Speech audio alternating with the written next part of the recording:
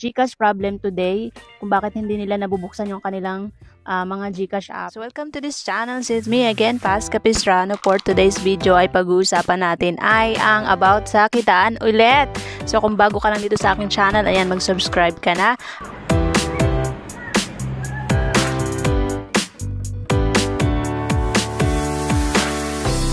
Capistrano, and for today's video, ayan, ang topic natin is about sa GCash. Ito po yung about sa GCash na mga nagkakaroon na ang problema today, okay? GCash problem today, kung bakit hindi nila nabubuksan yung kanilang mga GCash app. Dito ka guys sa akin, ngayong October 13 lang, nitong umaga bago mag 11 o'clock, ayan, nakapag-withdraw ako ng 900 pesos. And mabilis naman siya nakapasok dito sa aking app. So far, okay naman yung pag-withdraw ko dito kay Sitaw.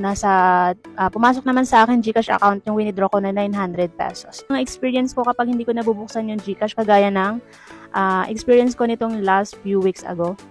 Then, pagkabukas ko ng akin GCash app, merong lumabas na ganitong notification dito sa akin GCash app. Install ko yung app and then in-install ko siya ulit. Okay? So, para ma-refresh, ganun yung ginagawa ko kapag may mga ganito yung abnormalities ng aking GCash app.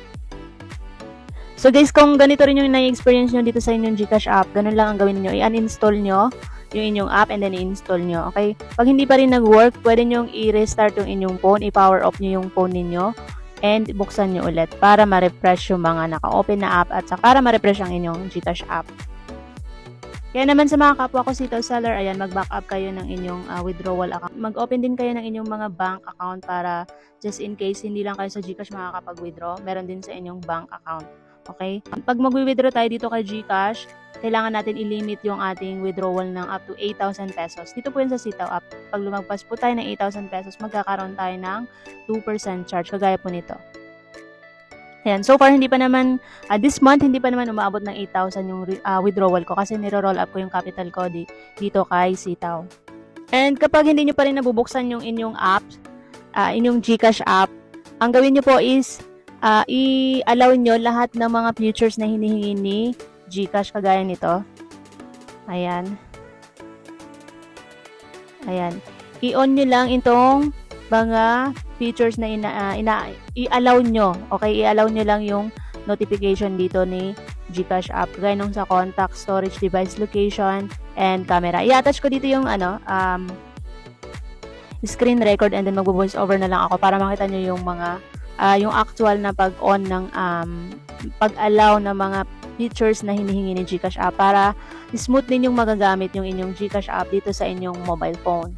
And meron pa akong ipapakita sa inyong isang notification kapag hindi nyo nabubuksan yung inyong GCash.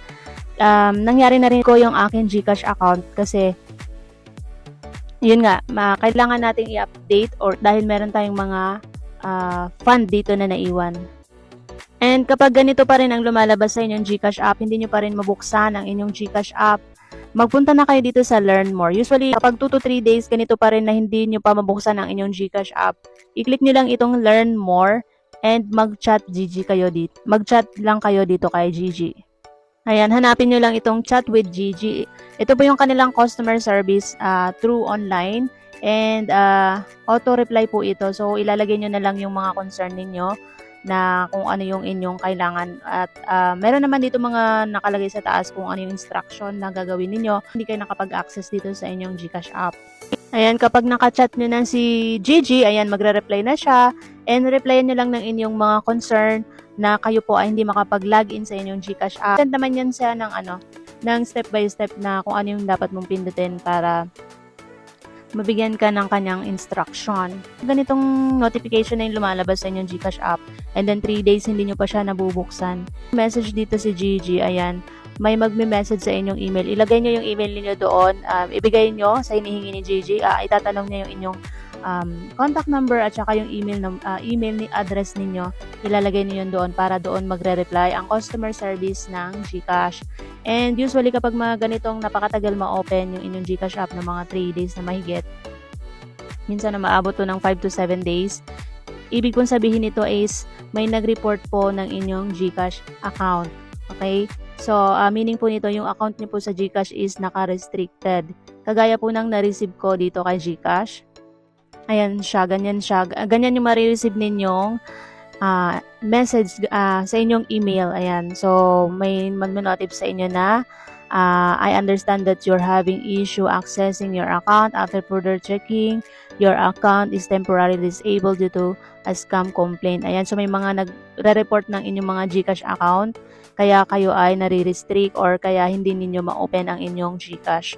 Okay? So, ito na po yung pinaka-heavy na magiging issue ng inyong GCash app kapag hindi nyo siya nabuksan or hindi nyo nadaan sa pag-restart ng phone, sa pag-power off, sa pag-clear ng cache at saka ng pag-uninstall and install ulit ng inyong GCash app.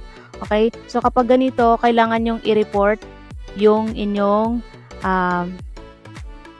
scenario. Okay? So, kung ganito po, dapat, yung pinaka-tips ko sa inyo, every 15 days of the month, let's say September, ngayon is October na. So, October 15, magre-request kayo ng transaction history ninyo dito sa GCash para meron kayong record.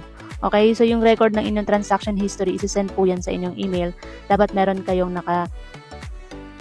naka-save sa inyong mga email ng transaction history ninyo para kapag may mga ganitong restriction or may nangyari pong ganitong report ng inyong mga GCash app, meron po kayong matatrack kung ano pong transaction ninyo ang may nag-report sa inyo. Kagaya po ng sa aking nangyari. Okay? So, nangyayari ito minsan sa pagtitrade sa cryptocurrency at saka sa mga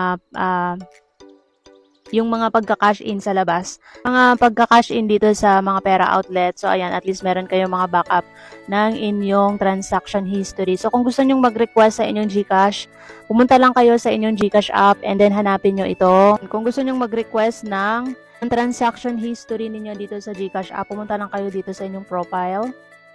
Okay, and then hanapin nyo lang itong profile limits. Ayan. And then, pumunta lang kayo dito sa pinakababa. Scroll up nyo lang. View transaction history. Ayan. So, makikita nyo dito yung mga latest ninyo na transaction.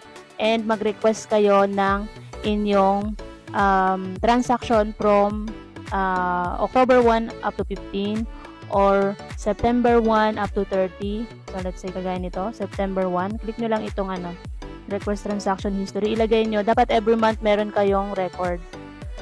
Pwede nyo i-click itong custom. Okay? And then, select from the date. So, let's say gusto natin humingi ng transaction history from September 1. Ayan, i-click nyo lang itong September 1 hanggang September 30. Okay? So, 1 month yan. And then, submit request. Okay? Ayan, magsisend yan sila ng transaction history ninyo dito sa inyong email. So, yun na nga. I hope nakatulong sa inyo ang video na ito. Please like and follow. Comment ka na lang sa video na ito kung gusto mo pang malaman kung paano ma-retrieve yung inyong GCash app.